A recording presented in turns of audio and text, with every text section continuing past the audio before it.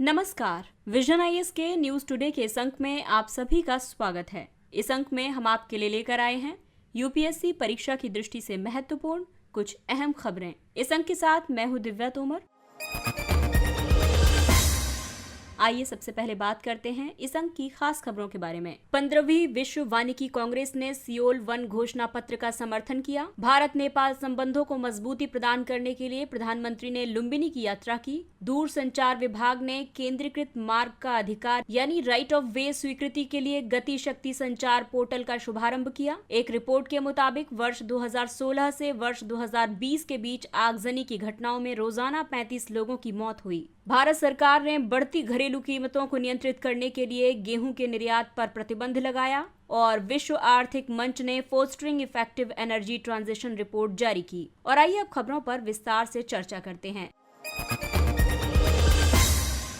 इस अंक की सबसे पहली खबर पर्यावरण संरक्षण से संबंधित है। 15वीं विश्व वानिकी कांग्रेस ने सियोल वन घोषणा पत्र का समर्थन किया है। विश्व वानिकी कांग्रेस सरकारों, नागरिक समाज और निजी क्षेत्र के बीच विचारों का आदान प्रदान करने के लिए एक मंच है। ये वानिकी से संबंधित सिफारिशें भी करता है जिन्हें राष्ट्रीय, क्षेत्रीय और वैश्विक स्तर पर लागू किया जाता है। विश्व वानिकी कांग्रेस वर्ष 1954 से खाद्य और कृषि संगठन के तत्वावधान में आयोजित की जा रही है। ये आमतौर पर प्रत्येक 6 वर्ष में आयोजित होती है। इस वर्ष की थीम थी एक हरित, स्वस्थ और लचीले भविष्य का निर्माण यानी building a green, healthy and resilient future. Seoul one घोषणा पत्र में उन प्रमुख क्षेत्रों की पहचान करने पर ध्यान केंद्रित किया गया है जो मानवता के सामने आने वाले कई संकटों से निपटने में मदद कर सकते हैं। इनमें शामिल है वनों की जिम्मेदारी को सभी संस्थानों, क्षेत्रों और हितधारकों के बीच साझा तथा एकीकृत किया जाना चाहिए। विश्व स्तर पर वन और भू परिदृश्य पुनर्स्थापन में निवेश को वर्ष 2030 तक 3 गुना करने की जरूरत है, जिससे कि निम्नीकृत भूमि के पुनर्स्थापन के अंतर्राष्ट्रीय स्तर पर सहमत लक्ष्यों को पूरा किया जा सकेगा। वन संरक्षण, पुनर्स्थापन आदि में निवेश बढ़ाने के लिए नए हरित वित्त पोषण तंत्र पर विचार करने की जरूरत है। इसके अलावा इस घोषणा पत्र में ये भी कहा गया कि संधारणीय तरीके से उत्पादित लकड़ी का अनिवार्य रूप से उपयोग किया जाना चाहिए और ये उपयोग होना चाहिए निर्माण क्षेत्र में बदलाव लाने के लिए, नवीकरणीय ऊर्जा उपलब्ध कराने के लिए, नई अभिनव सामग्री उपलब्ध कराने के लिए और एक चक्रीय जैव अर्थव्यवस्था और जलवायु तटस्थता की ओर बढ़ने के लिए। विश्व वानिकी कांग्रेस में शुरू की गई अन्य पहले हैं एकीकृत जोखिम प्रबंधन तंत्र के साथ वनों का भविष्य सुनिश्चित करना। ये अलग अलग देशों को वनाग्नि को बेहतर ढंग से समझने, उसका प्रबंधन करने और उससे निपटने में मदद करेगा। वन पारिस्थितिकी तंत्र की प्रचुरता को बनाए रखना यानी कि सेफ पहल शुरू की गई है। Youth statements on forest and ministerial call on sustainable woods जैसी पहलें भी शुरू की गई हैं। और आइए अब बात करते हैं भारत और पड़ोसी देशों के संबंधों के बारे में। भारत और नेपाल संबंधों को मजबूती प्रदान करने के लिए प्रधानमंत्री ने लुम्बिनी की यात्रा की। भारतीय प्रधानमंत्री ने भारत और नेपाल की साझी आस्था और परंपराओं पर प्रकाश डाला और साथ ही उन्होंने उभरती वैश्विक चुनौतियों से निपटने के लिए भारत नेपाल मित्रता को और अधिक मजबूत बनाने का आह्वान किया। और आइए अब बात करते हैं प्रधानमंत्री की लुम्बिनी यात्रा की मुख्य विशेषताओं के बारे में। उन्होंने भारत अंतर्राष्ट्रीय बौद्ध संस्कृति एवं विरासत केंद्र की आधारशिला रखी। इसकी स्थापना भारत स्थित अंतर्राष्ट्रीय बौद्ध परिसंघ कर रहा है। दोनों देश लुम्बिनी में, जो कि भगवान बुद्ध की जन्मस्थली है, और कुशीनगर, जो कि भगवान बुद्ध का परिनिर्वाण स्थल है, इनके बीच सिस्टर सिटी संबंध स्थापित करने के लिए सैद्धांतिक रूप से सहमत हुए हैं। लुम्बिनी का महत्व इसलिए भी है कि ये एक यूनेस्को विश्व धरोहर स्थल है। यहाँ से 3री शताब्दी ईसा पूर्व से लेकर 15वीं शताब्दी ईस्वी तक के बौद्ध विहारों और स्तूपों के पुरातात्विक अवशेष प्राप्त हुए हैं। यहाँ कई संरचनाएं भी मिली हैं, जैसे कि शाक्य तालाब, माया देवी मंदिर के भीतर क्रॉस वॉल सिस्टम में बनी ईंट की संरचनाएं और बलुआ पत्थर से बना अशोक स्तंभ, जिस पर ब्राह्मी लिपि में पाली भाषा में उत्कीर्ण अभिलेख हैं। इसके अलावा भारत के लिए बौद्ध धर्म का वैश्विक महत्व भी है, क्योंकि भारत बौद्ध धर्म और उसके उप संप्रदायों की जन्म स्थली है। गौतम बुद्ध से जुड़े कई महत्वपूर्ण स्थल भारत में स्थित हैं और ये हैं बौद्ध गया, जहाँ बुद्ध को ज्ञान की प्राप्ति हुई थी, सारनाथ, जहां बुद्ध ने अपना पहला उपदेश दिया था, और कुशीनगर, जो कि बुद्ध का महापरिनिर्वाण यानी मृत्यु स्थल है। विश्व भर में बौद्ध धर्म के 50 करोड़ से ज्यादा अनुयायी हैं। बौद्ध धर्म की ऐतिहासिक वैधता भारत के लिए महत्वपूर्ण धार्मिक सॉफ्ट पावर के रूप में कार्य करती है। सॉफ्ट पावर यानी दूसरों को प्रभावित करने की वो क्षमता जिसके तहत कोई व्यक्ति या संस्था दबाव या भुगतान की बजाय आकर्षण के माध्यम से अपेक्षित परिणाम प्राप्त करने की इच्छा रखते हैं। ये भारतीय कूटनीति के लिए प्रभावी क्षमता के रूप में कार्य करती है। ये विशेष रूप से पूर्वी एशिया के लिए महत्वपूर्ण है, क्योंकि पूर्वी एशिया में इसके माध्यम से एक्ट ईस्ट पॉलिसी के तहत प्राचीन सांस्कृतिक संबंधों को पुनर्जीवित करने के लिए प्रयास किए जा रहे हैं।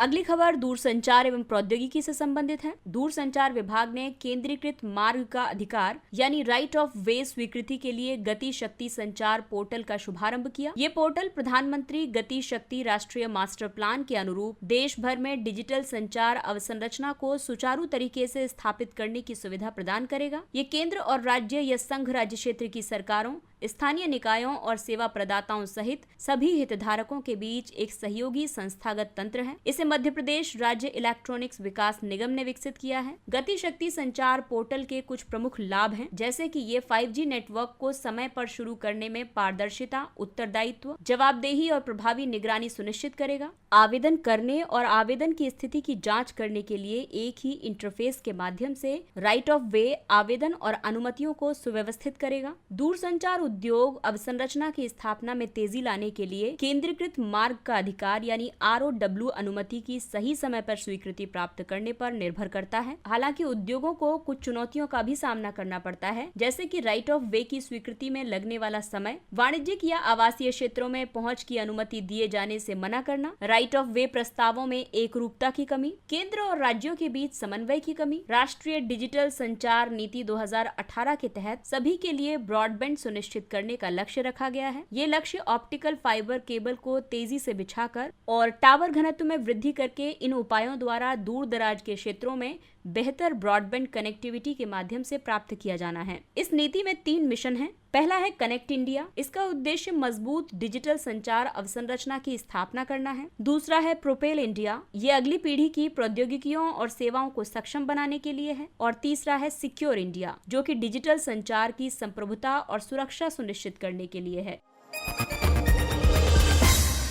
अगली खबर आपदा से संबंधित है। एक रिपोर्ट के मुताबिक वर्ष 2016 से वर्ष 2020 के बीच आगजनी की घटनाओं में रोजाना 35 लोगों की मौत हुई है। भारत में आकस्मिक मौत और आत्महत्या नामक रिपोर्ट राष्ट्रीय अपराध रिकॉर्ड ब्यूरो जारी करता है। ये रिपोर्ट दिल्ली में हालिया आग लगने की कई घटनाओं के बाद कुछ महत्वपूर्ण तथ्यों पर प्रकाश डालती है। इस रिपोर्ट के मुताबिक भारत में आग लगने की घटनाओं और इससे होने वाली मौतों में कमी आई है। वर्ष 2016 और वर्ष 2020 के बीच आग से होने वाली दुर्घटनाओं में 44% की कमी आई है। साथ ही मरने वालों की संख्या में भी 46% की गिरावट दर्ज की गई है। शहरी आग मुख्य रूप से शहरों या कस्बों में लगती है। ये लोगों के जीवन, संपत्ति और लोक सुरक्षा के समक्ष एक बड़ा खतरा है। वर्ष 2020 में आगजनी की घटनाओं से होने वाली मौतों में से 57.6% आवासीय भवनों में दर्ज की गई थी। आगजनी की घटनाओं के लिए जिम्मेदार कई प्रमुख कारण हैं। प्राकृतिक कारणों में आकाशीय बिजली और भूकंप हैं, जबकि मानवीय कारणों में अनियोजित शहरीकरण, अग्नि सुरक्षा मानकों का पालन नहीं करना आदि है। इसीलिए शहरी अग्नि सुरक्षा से संबंधित कई प्रावधान किए गए हैं। संविधान की 12वीं अनुसूची और अनुच्छेद 243W के तहत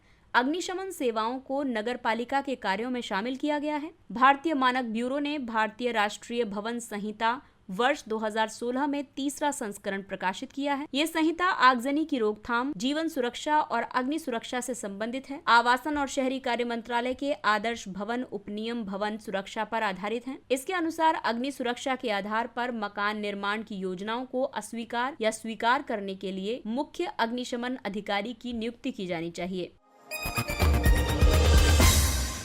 अगली खबर कृषि क्षेत्र से है। भारत सरकार ने बढ़ती घरेलू कीमतों को नियंत्रित करने के लिए गेहूं के निर्यात पर प्रतिबंध लगा दिया है। गेहूं के निर्यात को प्रतिबंधित करने के पीछे कई कारण हैं। देश की समग्र खाद्य सुरक्षा सुनिश्चित करने और पड़ोसी तथा गरीब देशों की जरूरत का समर्थन जारी रखने के लिए ऐसा जरूरी था। रूस यूक्रेन युद्ध की वजह से भी गेहूं की वैश्विक कीमतों में तेज वृद्धि हुई है और इसी वजह से कुछ किसान व्यापारियों को गेहूं बेच रहे थे। इस कारण भारतीय खाद्य निगम द्वारा बफर स्टॉक की खरीद में तेज गिरावट दर्ज की गई। इसके अलावा भारत की गेहूं की फसल हीट वेव से भी प्रभावित हुई है। इससे उत्पादन में कमी आई है। खाद्य और ऊर्जा की बढ़ती कीमतों ने भारत की वार्षिक खुदरा मुद्रास्फीति को 8 वर्षों के उच्चतम स्तर पर पहुंचा दिया है। गेहूं की फसल की बात करें तो ये रबी के मौसम में यानी कि सर्दियों में उगाई जाती है। भारत विश्व में गेहूं का दूसरा सबसे बड़ा उत्पादक देश है। गेहूं को उगाने के लिए उष्णकटिबंधीय, उपोष्णकटिबंधीय और शीतोष्ण क्षेत्रों सहित सुदूर उत्तर के ठंडे इलाकों तक में गेहूं को उगाया जा सकता है। फसल की वृद्धि की अधिकांश अवधि के दौरान ठंडे और आर्द्र मौसम की जरूरत होती है और ठीक से पकने में सक्षम होने के लिए इसे शुष्क और गर्म मौसम की जरूरत होती है। गेहूं की फसल के लिए आदर्श तापमान सीमा 20 से 25 डिग्री सेल्सियस है। गेहूं में जब दाने वाला हिस्सा बन रहा हो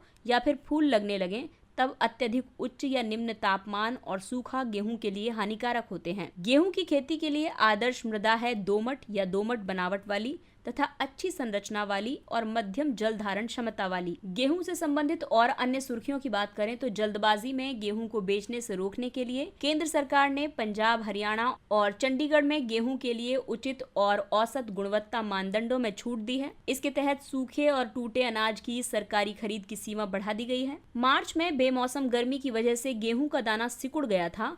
इससे गेहूं सामान्य गुणवत्ता मानदंडों के अनुसार खरीदने के लिए अनुपयुक्त हो गया था। गेहूं के बारे में एक और बात जो महत्वपूर्ण है वो ये है कि उचित और औसत गुणवत्ता वाली गेहूं की फसल पूरी तरह से विकसित होती है। इसमें पर्याप्त चमक होती है या आभा होती है। जो मुख्य किस्में होती हैं वो सुनहरे या हल्के पीले रंग की होती हैं। दाना गहरा नहीं होता है और इसमें कोई धारियां नहीं होती हैं।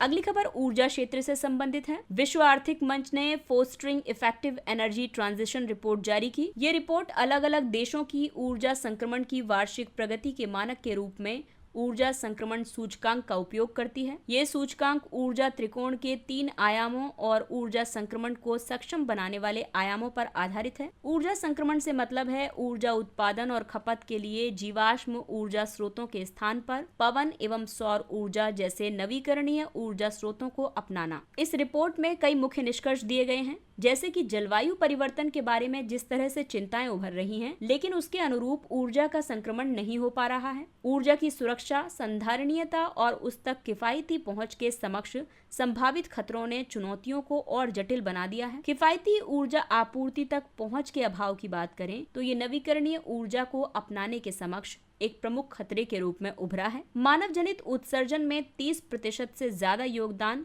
औद्योगिक गतिविधियों का है। इनमें भी 5 बड़े उद्योग 80% औद्योगिक उत्सर्जन के लिए जिम्मेदार हैं। आपूर्ति स्रोत और आपूर्ति मिश्रण का दोहरा विविधीकरण देशों की ऊर्जा सुरक्षा को मजबूत करने की कुंजी है। भारत के ऊर्जा संक्रमण यानी एनर्जी ट्रांजिशन की बात करें तो विद्युत क्षेत्र ने 100 गीगावाट की संस्थापित नवीकरणीय ऊर्जा क्षमता हासिल कर ली है। भारत ने अपने राष्ट्रीय स्तर पर निर्धारित योगदानों यानी एनडीसीज के तहत वर्ष 2005 को आधार बनाते हुए वर्ष 2030 तक 35% उत्सर्जन कटौती का लक्ष्य रखा था। इस 35% के लक्ष्य के मुकाबले 28% की उत्सर्जन कटौती हासिल कर ली गई है। इस प्रणाली के प्रदर्शन के लिए अनिवार्य है ऊर्जा त्रिकोण। इस ऊर्जा त्रिकोण में शामिल है सुरक्षा और पहुंच, पर्यावरणीय संधारणीयता और आर्थिक विकास तथा समृद्धि। इसके अलावा ऊर्जा संक्रमण के लिए जो तैयारी है उसे सक्षम बनाने वाले कई पहलू हैं, जैसे कि पूंजी और निवेश, विनियमन और राजनीतिक प्रतिबद्धता, यानी कि पर्याप्त कानून होना चाहिए और राजनीतिक प्रतिबद्धता भी होनी चाहिए। इसके अलावा संस्थानों का अपना योगदान होना चाहिए,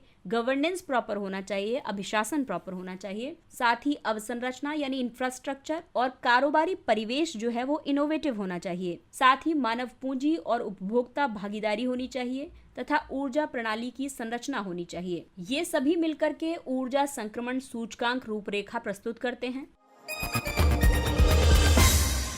और आइए अब बात करते हैं कुछ अन्य महत्वपूर्ण सुर्खियों के बारे में। अंतर्राष्ट्रीय प्रवासन समीक्षा मंच। संयुक्त राष्ट्र महासभा के द्वारा पहला अंतर्राष्ट्रीय प्रवासन समीक्षा मंच का आयोजन किया गया। इसमें भारत भी हिस्सा ले रहा है। इस समीक्षा मंच का आयोजन वर्ष 2022 से प्रारंभ होकर प्रत्येक 4 वर्ष में होगा। ये मंच प्राथमिक अंतर सरकारी वैश्विक प्लेटफॉर्म के रूप में कार्य करेगा। इस प्लेटफॉर्म पर प्रवासन से जुड़े सभी पहलुओं के कार्यान्वयन और सतत विकास लक्ष्यों के साथ इसके जुड़ाव पर चर्चा की जाएगी। साथ ही इस पर हुई प्रगति को साझा भी किया जाएगा। इसकी वजह से अंतर सरकारी रूप से स्वीकृत प्रगति की घोषणा को अपनाया जाएगा।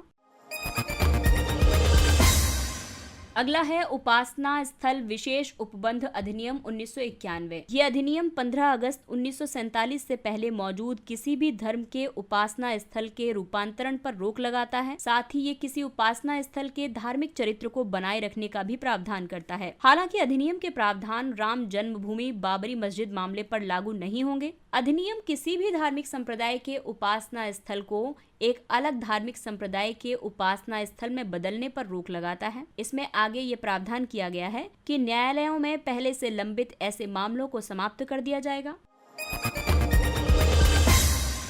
विशेष आहरण अधिकार। अंतर्राष्ट्रीय मुद्रा कोष ने एसडीआर का मूल्यांकन करने वाली मुद्राओं की समीक्षा में अमेरिकी डॉलर और चीनी युआन के भारांश में वृद्धि की है। एसडीआर एक अंतर्राष्ट्रीय आरक्षित परिसंपत्ति है। इसे आईएमएफ ने वर्ष 1969 में अपने सदस्य देशों के आधिकारिक भंडार के पूरक के रूप में बनाया था। इसका मूल्य 5 मुद्राओं के एक बास्केट पर आधारित है और इन मुद्राओं में शामिल है अमेरिकी डॉलर, जिसका भारांश सबसे ज्यादा है। इसके अलावा यूरो, चीनी युआन और ब्रिटिश पाउंड स्टर्लिंग, जिसका भारांश सबसे कम है। इसे आईएमएफ के सदस्य देशों को इस संगठन में उनके सापेक्ष हिस्से के अनुपात में आवंटित किया जाता है।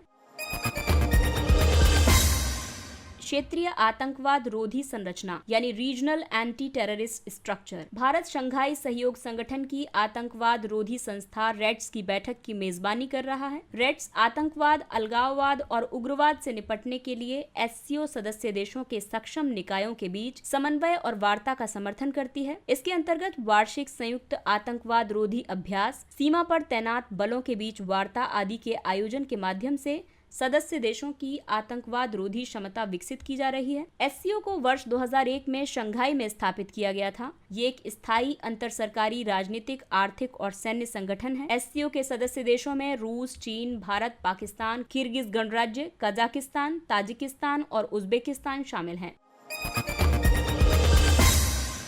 कन्हेरी गुफाएं। पर्यटन मंत्रालय ने कन्हेरी गुफाओं में जन सुविधाओं का उद्घाटन किया है। कन्हेरी की गुफाओं का निर्माण बौद्ध भिक्षुओं ने 2वीं और 9वीं शताब्दी ईस्वी के बीच किया था। ये गुफाएं शैलकृत स्मारकों का समूह है। ये मुंबई के बोरीवली में संजय गांधी राष्ट्रीय उद्यान के वनों के अंदर है। कन्हेरी शब्द का मतलब है कृष्णगिरी। इसका शाब्दिक अर्थ है काला पहाड़। इसमें बौद्ध धर्म की तीनों शाखाओं हीनयान, महायान और वज्रयान के कलात्मक प्रमाण उपलब्ध हैं। कन्हेरी की गुफाओं का विकास सातवाहन, त्रिकुटक, वाकाटक और शिलाहार राजवंशों के संरक्षण में हुआ था। कन्हेरी का सबसे आरंभिक संदर्भ फाहियान ने बताया है।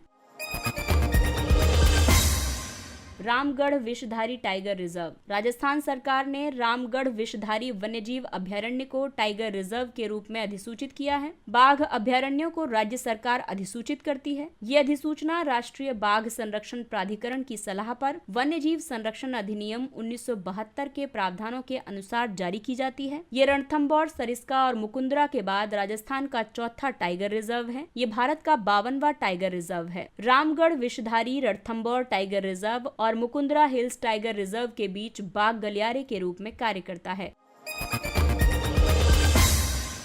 Thomas cup. भारत ने फाइनल में इंडोनेशिया को 3-0 से हराकर अपना पहला थॉमस कप खिताब जीत लिया है। थॉमस कप एक अंतर्राष्ट्रीय बैडमिंटन प्रतियोगिता है। इसकी शुरुआत वर्ष 1948 में हुई थी। इसमें प्रतिस्पर्धा करने वाली 16 टीमें बैडमिंटन वर्ल्ड फेडरेशन के सदस्य देशों का प्रतिनिधित्व कर रही हैं। थॉमस कप की शुरुआत इंग्लैंड के दिग्गज बैडमिंटन खिलाड़ी सर जॉर्ज एलन थॉमस ने की थी। इसमें सबसे ज्यादा खिताब जीतने वाली 3 टीमें हैं इंडोनेशिया, चीन और मलेशिया। आपको बता दें कि डेनमार्क थॉमस कप जीतने वाला पहला गैर एशियाई देश था। अगला है देवा सहायम पिल्लई। देवा सहायम पिल्लई यानी ब्लेस्ड लाजरस। इनको वेटिकन रोमन कैथोलिक चर्च द्वारा संत की उपाधि प्रदान की जाएगी। ये संत की उपाधि प्राप्त करने वाले भारत के पहले आम आदमी होंगे। देवा सहायम का जन्म 23 अप्रैल 1712 को कन्याकुमारी जिले के नट्टलम गांव में हुआ था। इन्होंने त्रावणकोर के राजा मार्तंड वर्मा के दरबार में अपनी सेवाएं दी थी। ये त्रावणकोर के शाही घराने की सेवा करते हुए डच ईस्ट इंडिया कंपनी के एक कप्तान के संपर्क में आ गए थे। इसके कुछ वर्षों के बाद 1745 में वे कैथोलिक ईसाई बन गए थे। ईसाई धर्म अपनाने के बाद पिल्लई ने लाजरस नाम रख लिया था। इसका अर्थ है ईश्वर ही मेरी सहायता है। देवा सहायम के मूल्य थे सभी के लिए समानता, प्रेम और करुणा। आइए अब बात करते हैं सुर्खियों में रहे स्थलों के बारे में। जमाइका, इसकी राजधानी किंगस्टन है। राष्ट्रपति कोविंद जमाइका की यात्रा करने वाले पहले भारतीय राष्ट्रपति बन गए हैं। जमाइका वेस्ट इंडीज का द्वीपीय देश है। ये क्यूबा और हिस्पानियोला के बाद कैरेबियन सागर में तीसरा सबसे बड़ा द्वीप है। ये हेती के पश्चिम में और क्यूबा के दक्षिण में और मुख्य भूमि मध्य अमेरिका के उत्तर पूर्व में स्थित है। जमाइका की सबसे लंबी नदी है ब्लैक रिवर। इसका उच्चतम बिंदु है ब्लू माउंटेन पीक। और अगला प्रमुख स्थल है ला रियूनियन द्वीप। इसकी राजधानी सेंट डेनिस है। हाल ही में भारत और फ्रांस की नौसेनाओं ने फ्रांसीसी ला रियूनियन द्वीप से दक्षिण पश्चिमी हिंद महासागर में दूसरा संयुक्त गश्त अभियान किया है। ला रियूनियन द्वीप की राजनीतिक सीमाओं की बात करें तो ये मैस्करन द्वीप समूह का हिस्सा है। ये पश्चिमी हिंद महासागर में स्थित है। ये 12 फ्रांसीसी विदेशी क्षेत्रों में से एक है। ये मॉरिशस के दक्षिण पश्चिम और मेडागास्कर के पूर्व में स्थित है। ये आकार में अंडाकार है और इसकी उत्पत्ति ज्वालामुखीय है। रियूनियन द्वीप का उच्चतम बिंदु है पिंटोडिनेज ज्वालामुखी। इसके साथ ही ये अंक समाप्त होता है। अगले अंक में फिर मुलाकात होगी कुछ अन्य महत्वपूर्ण खबरों के साथ। तब तक अपना ख्याल रखिए, सुरक्षित दूरी बनाए रखिए, मास्क पहनिए, हाथ और चेहरा साफ रखिए क्योंकि कोरोना अभी पूरी तरह से समाप्त नहीं हुआ है। और अगर आपको हमारा कंटेंट पसंद आ रहा है तो इसे लाइक, सब्सक्राइब और शेयर करें। इसके साथ ही विजन IAS की पूरी टीम आपसे इजाजत लेती है। नमस्कार, थैंक्स फॉर लिसनिंग।